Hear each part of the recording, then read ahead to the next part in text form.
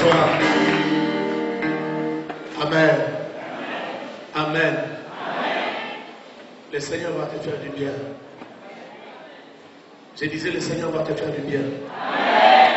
J'ai béni le Seigneur pour cette opportunité qu'il nous accorde de nous tenir devant vous et de vous apporter la parole du Seigneur. J'ai béni le Seigneur pour ce temps formidable que le Seigneur a utilisé pour que nous puissions vous apporter la parole, l'évêque Moulaka. Mes respects, cher évêque, merci beaucoup. La chair est chère parce qu'ici, on peut détruire comme on peut construire. Alors, je ne trahirai pas ta confiance. Et à toi, j'ai dit, le Seigneur va te bénir. Je n'ai pas entendu ton amen. J'ai dit, le Seigneur va te bénir. Je sais ce que j'ai dit, le Seigneur va te bénir. Je sais que tu n'es pas encore convaincu, mais fais-moi confiance comme ça. Fais-moi confiance, même à crédit. Même forfaitairement. Fais-moi confiance, j'ai dit, le Seigneur va te bénir.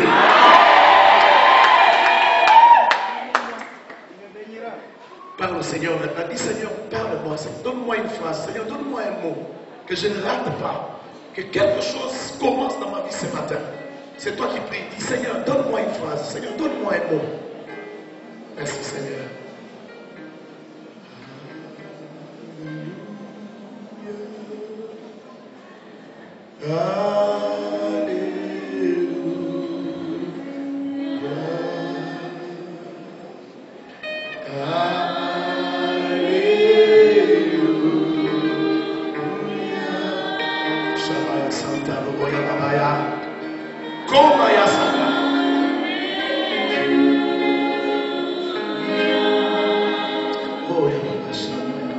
Seigneur, parle-nous ce matin.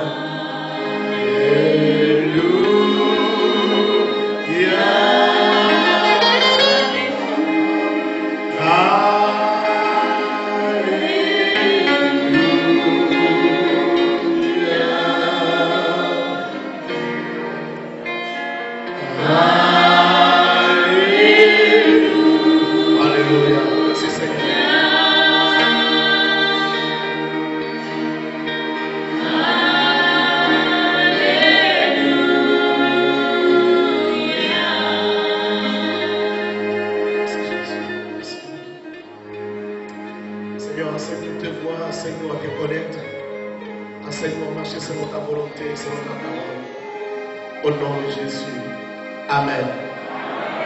Amen.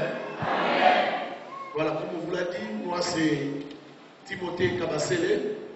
Je reviens de la RDC. Je suis aussi écrivain. Pour ceux qui ont acheté ces livres-là, la semaine passée. Donc j'écris des livres aussi. Et après les cultes, vous pourrez en avoir auprès de l'épouse de notre bien-aimé Yannick. Et tout ce que je vais dire aujourd'hui et ce que je vais dire pendant la semaine se trouve dans ces livres-là. Vous pouvez aussi les avoir. Amen. Tu me donnes ton attention parce que le Seigneur va te parler maintenant. Amen. Je disais, le Seigneur va te parler maintenant. Je suis en train de parler de la foi et pendant tout ce temps que je vais rester avec vous, je parlerai de la foi. J'ai beaucoup de choses à dire sur la foi. Beaucoup. Je dirai ce que je peux dire ce matin et le reste viendra. Et sois attentif parce que la foi vient de ce qu'on entend. Alors, l'apôtre Paul dans Hébreux chapitre 11, verset 1, définit la foi. L'apôtre Paul dit que la foi, dans la version seconde, 1910, l'apôtre Paul dit, la foi est une ferme assurance des choses qu'on espère et une démonstration de celles qu'on ne voit pas. Une ferme assurance des choses qu'on espère et une démonstration de celles qu'on ne voit pas. Être sûr, être rassuré que ce qu'on a à la pensée est bien réel et que cela va devenir visible. C'est ça la foi. Suis-moi bien. La version sévère dit que la foi est une façon de posséder ce qu'on espère. Est-ce que nous sommes ensemble? La foi est une façon de posséder ce qu'on espère. La La version dont on lit la foi est une manière de posséder son respect. Et il y a une autre version qui dit que c'est un moyen pour posséder ce que on espère. C'est-à-dire que quand tu as la foi, tu as l'un des moyens, tu as l'une des manières pour voir ce que tu penses. Nous commençons par la foi. Tu comprends c'est de la foi que tu vis la foi. Voilà, cette semaine nous allons t'enseigner. Tu vas entrer dans la profondeur avec Dieu. Tu vas comprendre les choses de Dieu. Et tu ne vas pas rester comme Dieu. Quelqu'un le comprend? Est-ce qu'il y a quelqu'un qui le comprend? Sois avec nous. La foi. La version King James dit que la foi est la substance des choses qu'on espère. C'est même la substance des choses que tu cherches. Alors j'annonce pour quelqu'un que c'est ce que tu cherches n'est pas loin de toi. C'est ce que tu cherches tout l'entier. Oh mon Dieu, quelqu'un va pas mourir. Je dis là, c'est ce que tu cherches tout l'entier. Parce que la foi, dès que tu as la foi, tu as déjà la substance de ce que tu cherches. Il ne reste plus que l'enveloppe. Il ne reste plus que la matérialisation. Quelqu'un me comprend? Il ne reste plus que la matérialisation. Donc quand un homme arrive à croire, il a déjà beaucoup. Dès que tu arrives à croire, tu as déjà beaucoup. Tout le monde ne peut pas croire. Si tout le monde peut croire, il n'y aurait pas de place ici. Quelqu'un me comprend? Mais ils sont en train de s'inspirer pour parce que tout le monde ne peut pas croire. C'est déjà une place que de croire. Alors dès que tu crois, déjà tu as quelque chose. Tu as la partie la plus importante de ce que tu cherches. Je ne sais pas si quelqu'un me comprend. Tu as la chose la plus importante de ce que même tu cherches. C'est cela la foi. C'est quelqu'un qui a compris la foi. Je vais encore définir la foi. C'est aussi l'adoration. La foi, c'est le fait de croire à un Dieu grand, immense, puissant, glorieux, redoutable, capable de tout, que le temps ne peut pas limiter, qui est au-delà du temps. Il est l'alpha et l'oméga. Mais il est sorti du temps. Il est sorti de l'éternité, il est entré dans le temps pour se faire connaître. Un Dieu glorieux, immensement grand. On ne peut pas comprendre sa magnificence, on ne peut pas comprendre sa splendeur. Tu crois en un Dieu comme ça, mais tu ne l'as jamais vu. Mais tu sais qu'il existe. Est-ce qu'il y a quelqu'un qui sent le vent là où il est? Vous sentez le vent? Tu as déjà touché le vent. Tu as déjà vu le vent. Mais tu sais que le vent existe, n'est-ce pas? Dieu aussi se manifeste. Même ce matin-là, il va se manifester à toi. Ah, hein? Je pensais que j'allais dire Amen bien. Est-ce que tu crois qu'il y a quelque chose qui arrive maintenant? Hein? Alors je reviens, je dis que la foi, c'est le fait de savoir qu'on a un Dieu. Ce Dieu-là a des principes. Et on adhère, on marche selon ses principes. Ça s'appelle aussi la foi. On peut appeler ça aussi l'adoration. C'est-à-dire avoir un Dieu, adorer un Dieu, vénérer un Dieu. Donc, avoir la foi, c'est une assurance, c'est une certitude absolue que ce que je ne vois pas, mais qui est encore au niveau de ma pensée, existe bel et bien et que cela va devenir visible. D'accord? D'accord?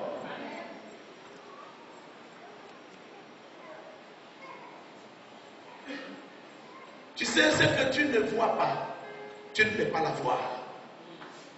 Je parle à quelqu'un? Il faut être très attentif pour comprendre ce que je dis, parce que ça sera comme ça toute la semaine. Ce que tu ne vois pas, tu ne peux pas la voir. Amen. Pour avoir, il faut voir. Et même la foi consiste à voir. Parce que quand tu te fais une pensée de ce que tu n'as pas encore fait, ça veut dire qu'en réalité, dans ton esprit, tu fais quoi? Tu vois. Quelqu'un me comprend? Yes. Je vais t'expliquer ça autrement. Si je te dis, alors au rond-point, quel rond-point il y a ici? Zion. Tu es sûr que je veux prononcer ça bien? Si tu vas au rond, je dis, allons au rond-point Zion. Est-ce que tu vois?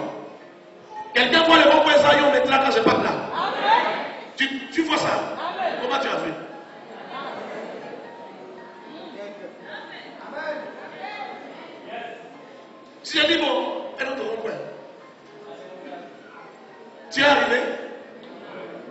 Rond-point démocratie, tu es arrivé? Tu as vu? Tu as une image dans ta tête? Il faut que tu sois capable de voir. La foi consiste à faire quoi? À voir. Quand tu dis j'aurai une type, tu es déjà en train de voir une heure. Frère, ce que tu n'as pas vu, tu ne peux pas la voir. Quand vous lisez dans les livres de Genèse, vous voyez que Dieu, après avoir parlé à Abraham plusieurs fois, après qu'Abraham ait attendu plusieurs années, Abraham ne recevait pas toujours. Dieu a dit, mais cet homme ne voit pas, il faut qu'il voie. Il est sort, il dit, Abraham, regarde, compte bien les étoiles du ciel. Il essaie de compter, il n'y arrive pas. Il dit, ainsi sera ta postérité. Là maintenant, il avait vu, il pouvait comprendre, même sans enfant, qu'il aura des enfants. Parce que vous savez la réalité que le diable nous impose et que la nature nous impose ne nous permet pas d'avoir la foi, ne nous permet pas de posséder, ne nous permet pas de prendre ce qui est à nous. Il faut que nous soyons capables de voir ce que Dieu dit qu'il y a. Et c'est dans notre esprit que nous allons voir. Quelqu'un me comprend? Il faut que tu sois capable de voir. Dieu dit à moi, compte maintenant. Essaye de compter les sables, les grains de sable qui est au bord de la mer. Il essaye, il se fatigue, il se dit, ainsi sera ta postérité. Avant ça déjà, vous savez ce qui se passe? C'est qu'avant, Dieu dit pas, il part, mais il part avec l'autre, alors qu'il ne devait pas être avec l'autre. Dieu l'a appelé seul. Mais c'est seulement quand il se sépare, que Dieu lui dit, lève maintenant tes yeux. Il lève les yeux. Il dit, regarde, tout ce que tu vois, je te le donne. Parce que si tu ne vois pas, je ne peux pas te donner. Si quelqu'un a compris qu'il crie Amen très fort. Ce que tu n'as pas vu, tu l'auras pas. Dis à ton voisin, qu'est-ce que tu vois? Je vais vous dire quelque chose, c'est ça la foi. L'évêque tel qu'il est là, il ne contredira pas. Avant que cet temple n'existe, il a vu ça. D'accord? Il y a encore des choses qu'il voit dans son esprit qui ne sont pas encore arrivées, qui vont arriver. Est-ce que quelqu'un me comprend? C'est ce qu'on appelle la foi. Tu as compris la foi? Tu as compris la foi? Je peux maintenant décoller. Je peux ouvrir davantage. C'est ça la foi. J'ai dit que tu seras béni. Parce qu'en réalité, ce qui bénit, c'est la parole. Quelqu'un me comprend? Je suis venu te parler de la foi. Ouvrons nos Bibles dans Genèse chapitre 27. Genèse chapitre 27.